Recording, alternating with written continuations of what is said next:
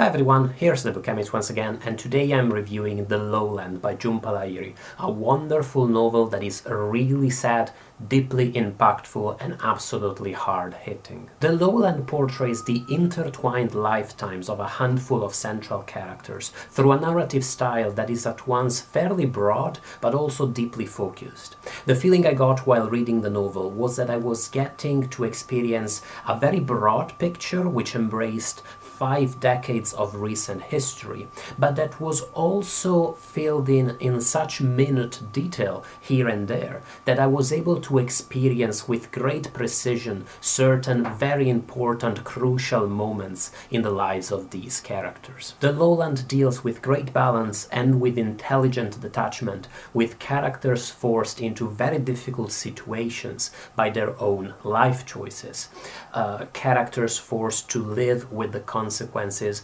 of violent action, characters forced to face their own shortcomings as parents and as lovers. It's a book that poised elegantly between different political and even philosophical positions, and which uses its various central characters to embrace one or another side of these political philosophical questions.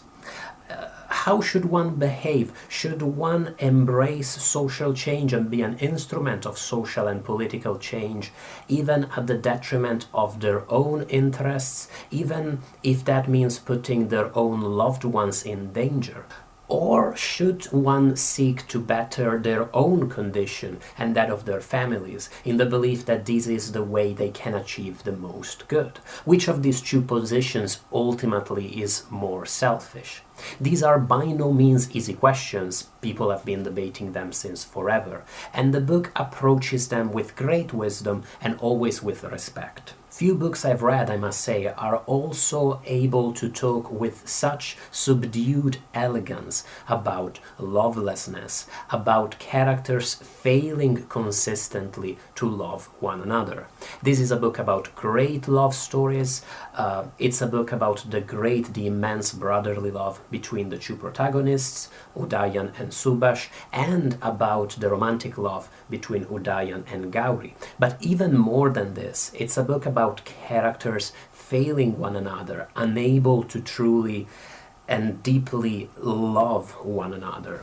It's about Udayan and Subhash failing their parents and later on failing each other. It's about Gauri failing Subhash, about Gauri failing Bela, Bela failing her father, and so on and so forth. Possibly the novel's greatest achievement is the way in which it manages to deal with all of these ruined relationships in a way that is detached but never heartless.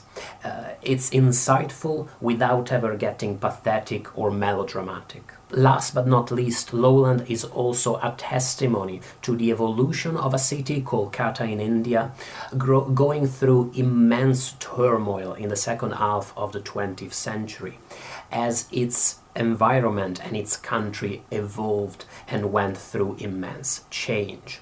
Half of the book, I should mention, is actually set in America, but the book doesn't talk about America in the same way as it talks about India. America almost comes to be presented as a neutral land in the book, only remarkable because of its natural beauty, because of its abundance, and because of the opportunities that it grants to its characters. And this does sound like a very positive portrayal of America, meaning the United States, and the reason behind this is that the characters come to experience American life through academia and through its ivory towers. The American life one experiences through the Lowland is the privileged and rather enlightened one of campus life, for instance, or academic conferences, and so on and so forth. When it comes to depicting Indian life, the novel touches upon the politics of the time, of the 60s and 70s extensively, and describes many of the political movements that emerged at the time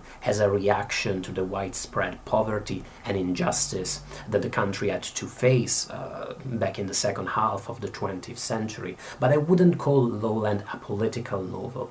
While it does depict the various struggle between these various factions, the novel shows a few sympathies, but prefers to take a more aloof, a more philosophical view, depicting these struggles almost from a bird's eye perspective. Rather than taking part in that political debate, the novel almost seems to portray the consequences of that struggle from a very quotidian perspective. It chooses to depict, for instance, what it meant to live in neighborhoods in Kolkata, where bodies, where corpses were left rotting in the street as a warning against insurrection and against political rebellion. It explores what the progress of the 20th century and what post-independence India brought to an average middle-class life living in Kolkata. It explores the way these changes came to alter the very landscape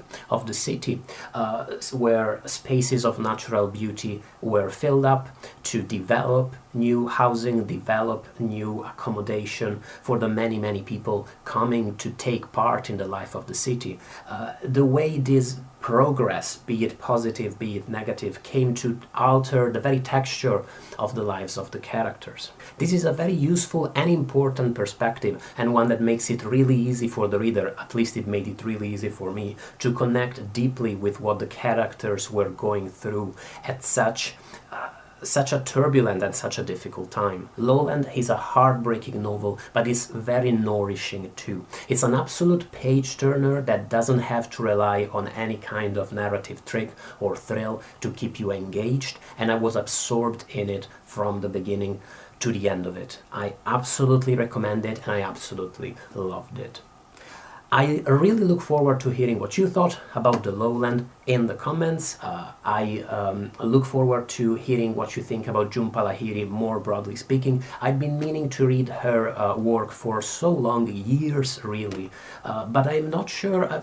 I always had this idea that I would read The Lowland as my first Jhumpa Lahiri novel, and now I'm not sure what novel I should read next, so I'm definitely open to recommendations. Thank you so much, as always, for watching the review. Thank you to my patrons for supporting the YouTube channel. Their support is always appreciated, always awesome. And thank you to Skillshare for sponsoring the video. Skillshare is an awesome community of creatives and creators, offering an immense array of video classes on a broad variety of topics, from creative writing to self-care, from arts and crafts to design, and so much more. One class I took recently on Skillshare that I really enjoyed was called YouTube Video Editing: Develop Your Signature Style by Becky Peckham. One thing I really like about Skillshare, and the thing that always interested me about it from the start, is how it allows its users to learn new skills and develop the hobbies and activities that they care about in a very laid-back, very relaxing atmosphere. All classes on Skillshare are split into short videos so that you can take them at your own pace, and you can structure the classes around your own schedule and your own life. Becky's class is an awesome beginner's guide to the various elements of video editing that allow creators to take their videos to the next level, learning the basics of visual storytelling, how to source audio for your videos, how to use your audio to support your content, and how to edit your videos to create a unique signature. I was hoping that Becky's class would help me take my video editing one step further, and I'm really impressed. I look forward to applying what I've learned into my own videos. There is a sponsored link in the description box to this video, and the first 1,000 people to use this link will get a 1-month free trial of Skillshare. I absolutely recommend you check Skillshare out. It's a great website and a great community, and I'm sure you'll have lots of fun with it. Thank you once more for watching the video, and bye everybody.